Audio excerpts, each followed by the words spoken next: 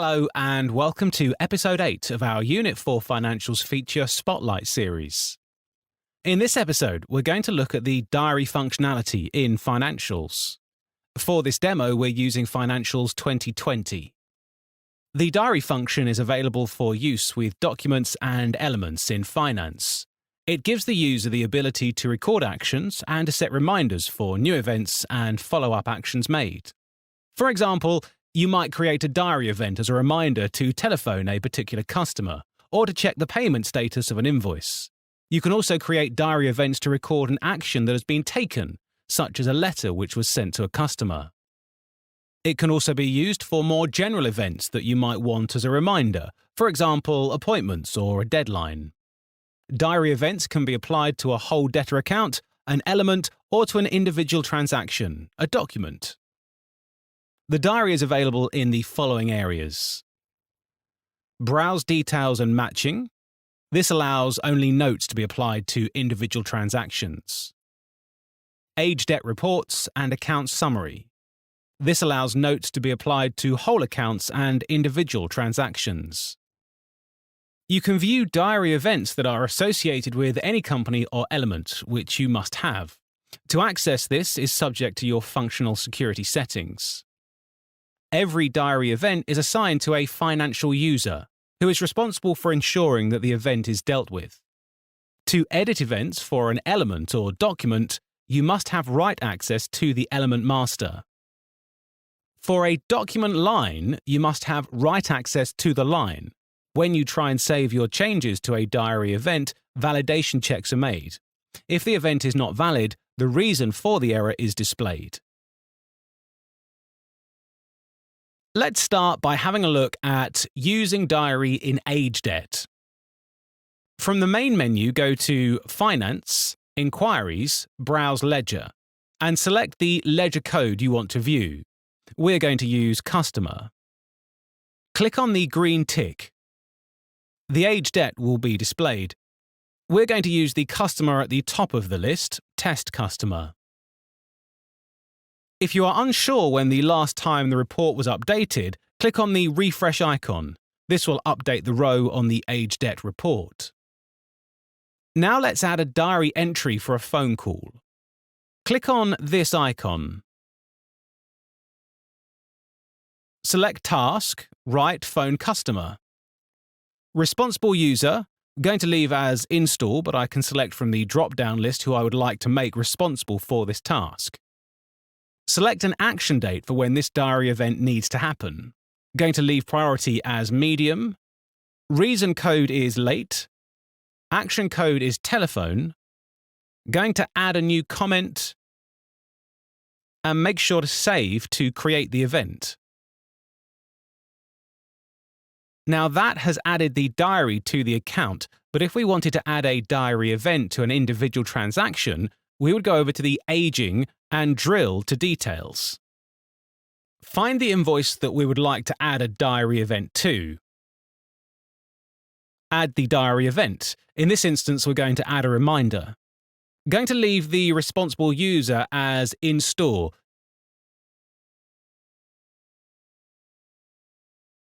Set the reminder date. You'll see here that we have a document code and a document number that has been populated. Leave the reason code as late and leave the action code as letter. In this instance, we want to send out this reminder letter more than once, so we're going to click on Replicate it. We have the account set as 2, so this letter will go out twice. You'll also need to set your phasing and your date rule. Add a comment and save. We'll now go back to Browse Lecture. If we want to view all the diary events that are attached to this customer, we can come over to the Drill to Diary icon. This shows you everything that is listed for the customer, and we'll discuss the diary in more detail when we look at our account summary in a minute. Now we will look at Account Summary.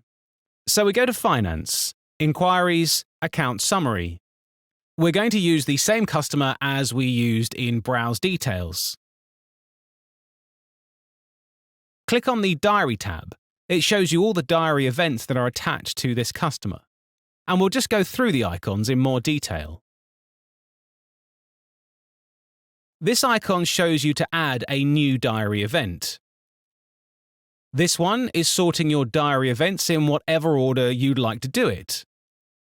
And then this one is your diary date range, the range of dates that you would like to see diary entries for. Now let's look at the icons down in the diary itself. You have Explode Document, which shows the details of the document that you have placed a diary entry on. Show Details, Edit Line, Viewing your comments or adding a comment. You also have the Complete Diary event. If you were to complete a diary event, you can select from Complete or Held. We'll go for Complete and Save. Now on there, it is showing 2 diary events that have been completed. This also tells you the priority of the diary event, the task, the date that it's due, and any other information that is useful. If we come back to Unpaid Transactions, we can add a diary event from Account Summary, Actions, Add Diary Entry. In this instance, we're going to go for a reminder, leaving the responsible user as Install, Reminder Date,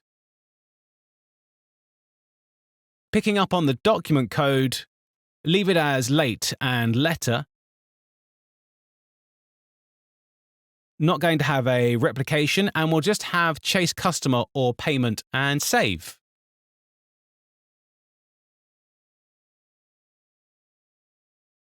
We're now going to have a look at your own personal diary.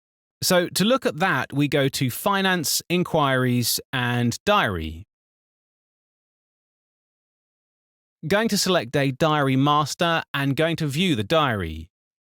Now, your diary provides a simple view of your diary events where you can quickly identify when events are due and which events are higher priority than others. From the grid, you can see various things.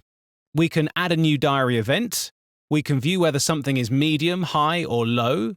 We can view a particular date. We can add or click on Advanced. You'll see here that we have a priority. It allows you to look at details and comments, or just comments on their own. It allows you to drill to Account Summary. And it also allows you to look at the full document that is attached to the diagram function. To go backwards and forwards, you just use the little black tick. If you want to complete a task, you click on it on the line and click on Complete. If we click on Reload, it refreshes the data. We're going to come out of the diary and we're just going to have a look at the masters behind the diary. We go to Finance, Masters, and go to Entity. We must set up action codes. These are the action codes that we have set up, but you will define these yourself. And you also must set up a reason code. Now, the last thing that you must do is attach these codes to your computer master. So we go to Masters, Company, select your company, go to Group and Entity Master, and you would populate your reason code from the drop-down list and your action code from the drop-down list and save. If you think this is something that you would like to investigate further, then please do contact us. We are always happy to help to find the best solution for your business. You can watch more of our Unit 4 Financials Spotlight series on our YouTube channel. Here at Millennium Consulting, we provide dedicated support for your business. Our team of consultant-grade application and technical experts provide you with a wealth of experience in supporting mission-critical systems. We monitor and manage your solutions so you do not have to. allowing you to focus on growing your business. Contact us for further details by visiting our website, millenniumconsulting.com. Thank you.